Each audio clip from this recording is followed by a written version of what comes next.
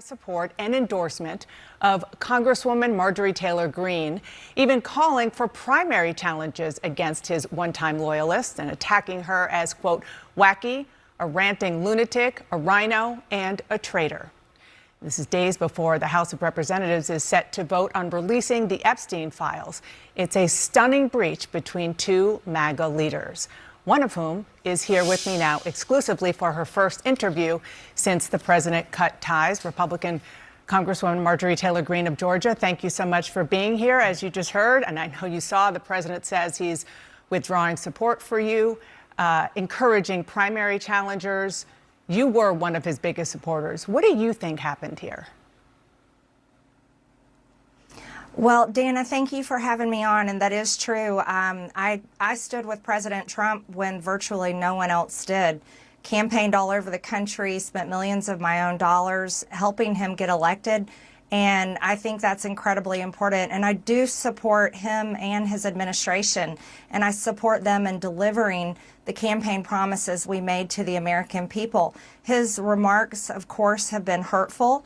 However, I have something in my heart that I think is incredibly important for our country, and that is to end the toxic fighting in politics. And this has been going on for years, and it has divided our country, split up friends and families, neighbors, and it's not solving our problems. The most hurtful thing he said, which is absolutely untrue, is he called me a traitor, and that is so extremely wrong. And those are the types of words used that can radicalize people against me and put my life in danger. What do you think happened? What do you think is the reason for this? Unfortunately, it has all come down to the Epstein files, and that is shocking. And, you know, I stand with these women. I stand with rape victims. I stand with children who are in terrible sex abuse situations. And I stand with survivors of trafficking and those that are trapped in sex trafficking. And I will not apologize for that. I believe the country deserves transparency in these files. And I don't believe that rich, powerful people should be protected if they have done anything wrong. And so I'm standing with the women, and I will continue to do my small part to get the files released. You see how hard he's fighting to stop the Epstein files from coming out, and that it really makes you wonder what is in those files. Are you suggesting there's something in the Epstein files that President Trump does not want Americans to see?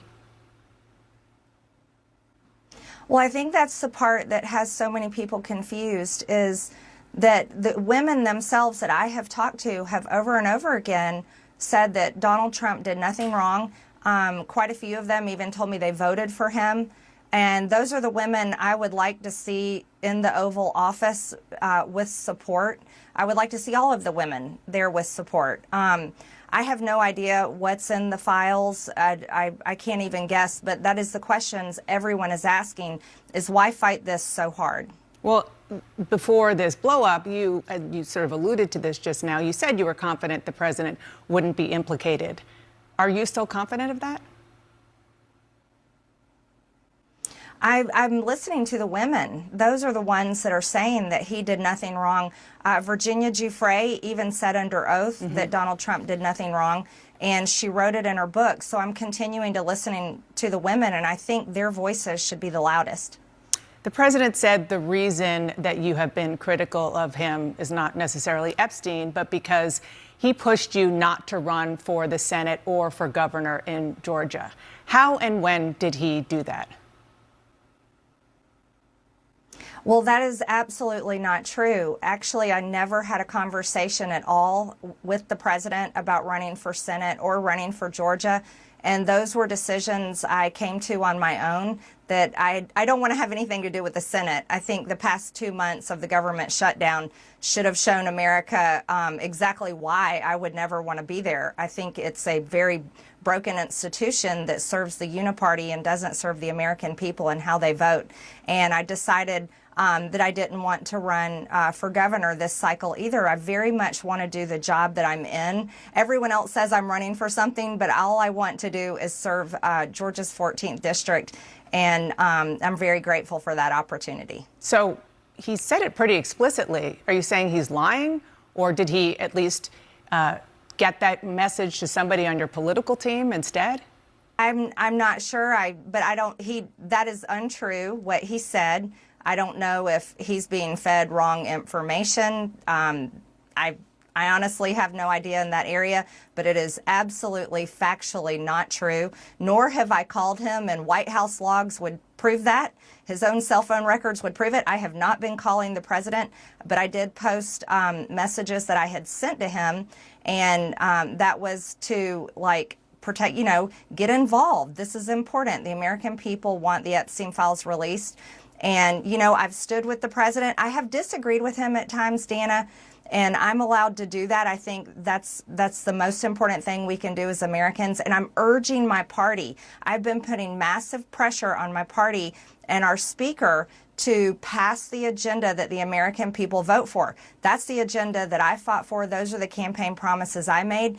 And I can disagree with the president at times, particularly this past Monday on the Marines' 250th anniversary, when he honored the new Syrian president, who is an al-Qaeda terrorist and was wanted by our government for years with a $10 million bounty up until March of this year. I very much am against that. I think that was very hurtful to the great men and women who served over in the Middle East and were sent there, and many of them that were killed and injured and live with PTSD to this day from fighting al-Qaeda. So there's things I disagree with, and I'm allowed to do so.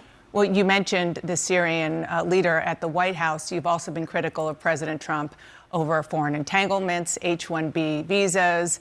Now he's moving military assets towards Venezuela. I do want to play something that he said this week. Don't forget, MAGA was my idea. MAGA was nobody else's idea. I know what MAGA wants better than anybody else, and MAGA wants to see our country thrive. Do you agree? Do you think he represents the MAGA movement as he once did? Well, what the American people voted for with MAGA was to put the American people first and stop sending foreign aid and stop being involved in foreign wars. They very much deserve to be put first. Cost of living is far too high. Health insurance is completely out of control. And those are two issues I've been very vocal on for months and months now, long before Republicans were shocked when those big losses came on this past Tuesday's election. So I think that the American people deserve to be put first. That's what Make America Great Again meant to me. And I think that President Trump can do that if he refocuses his effort. And I think that's what I want to see. I think that's what the country wants to see. Even if he's attacking me, I do want him to be successful for the American people. So sounds like you're saying that he is not representing the MAGA movement that he started right now. I can say that promoting H-1B visas to replace American jobs, bringing in 600,000 Chinese students to replace American students' opportunities in American colleges and universities, those are not America First positions. And continuing to really travel all over the world doesn't help Americans back at home. I really, and I said this to him, and I will say it out loud, I would love to see Air Force One be parked and stay home, and there be nothing but a constant focus in the White House on a domestic agenda that helps the American people once and for all. Congresswoman, you posted on X that President Trump is, with his comments, fueling a, quote, hotbed of threats against you. Obviously, any threats to your safety are completely unacceptable.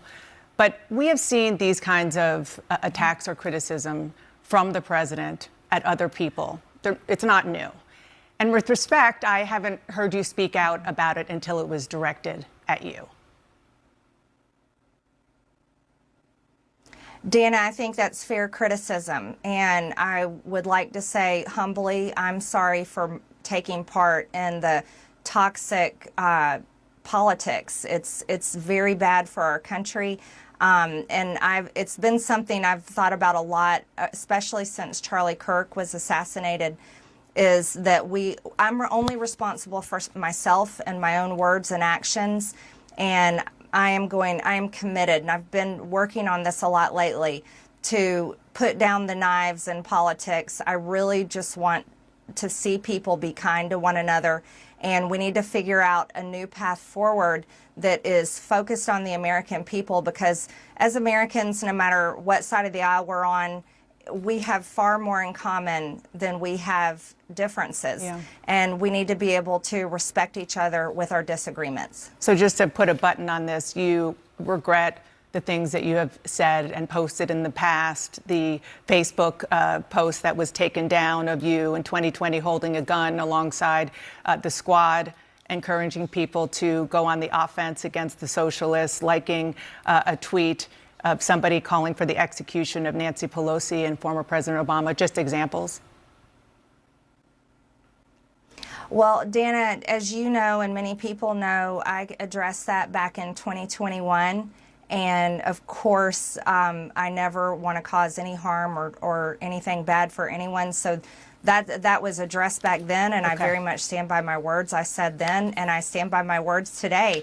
I think America needs to come together and end all the toxic, dangerous rhetoric and divide. And I'm leading the way with my own example, and I hope that President Trump can do the same. Okay, so on that, I do want to ask you about something you posted just yesterday on X. You questioned who and what country is putting so much pressure on Trump to keep the Epstein files hidden. And you included a picture about donations from pro-Israel lobbying group AIPAC. What are you trying to say there? Mm-hmm. Well, I think it's the question that many Americans are asking, especially when we saw information recently come out in these emails that the Oversight Committee that I serve on has released. And we saw Jeffrey Epstein with ties to Ehud Barak. We saw him making business deals with them, also business deals that involved the Israeli government, and seems to have led into their intel agencies. And I think the right question is to ask is, was Jeffrey Epstein working for Israel? And I'm proud to say I don't take money from AIPAC. I don't take money from any special group of people. I'm just representing my district and the American people. And so that's what I was referring to. I just want to be clear. Are you saying Israel is pushing the President of the United States to cover up the Epstein files? And what evidence do you have that that is the case? I simply just asked out loud, is there a foreign government? And it could be any foreign government, but is a foreign government pushing to keep this covered up? Because people just don't understand the big fight against. Well, you had AIPAC up there. It was pretty clear which government you were talking about. That I'm questioning that government in particular and questioning any other foreign government. Okay, when you're talking about lowering the rhetoric, which is important for everybody to hear from you and all of our elected officials, but there is some concern, a lot of concern among Republicans about the rise of anti-Semitic hard-right figures in your movement, especially after Tucker Carlson hosted white nationalist Nick Fuentes on his podcast, didn't question Fuentes about his vile language or views. You did speak at a conference hosted by Fuentes back in 2022. You were criticized, and you said then that you didn't know about his views. Well, Fuentes talked to Carlson about that in the interview. Listen to what he said. Well, again, with Marjorie, I was a friend of hers, and she spoke at my conference, and then the day after, she pretended like she didn't know me. She pretended like she didn't know me and lied and said I had no idea the conference I was speaking at. She knew exactly what it was. What do you say to that? Well, first of all, I defend every single person's free speech rights. I think that's incredibly important. So I don't apologize for that, and I don't believe in canceling people. And I think it's important for people like Tucker Carlson and yourself to interview everyone. I don't believe in trying to cancel someone by refusing to interview them and question them. And I did speak at his conference back in 2022. However, I don't know Nick Fuentes.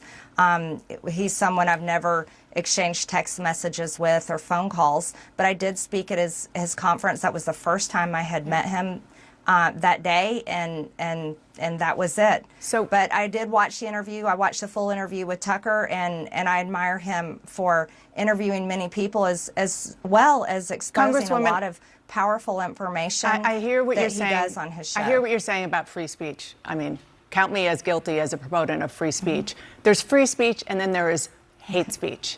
And this is a man invited on a really prominent conservative show who said, even during that interview, he had a problem with, quote, organized Jewry, and he wasn't challenged on it.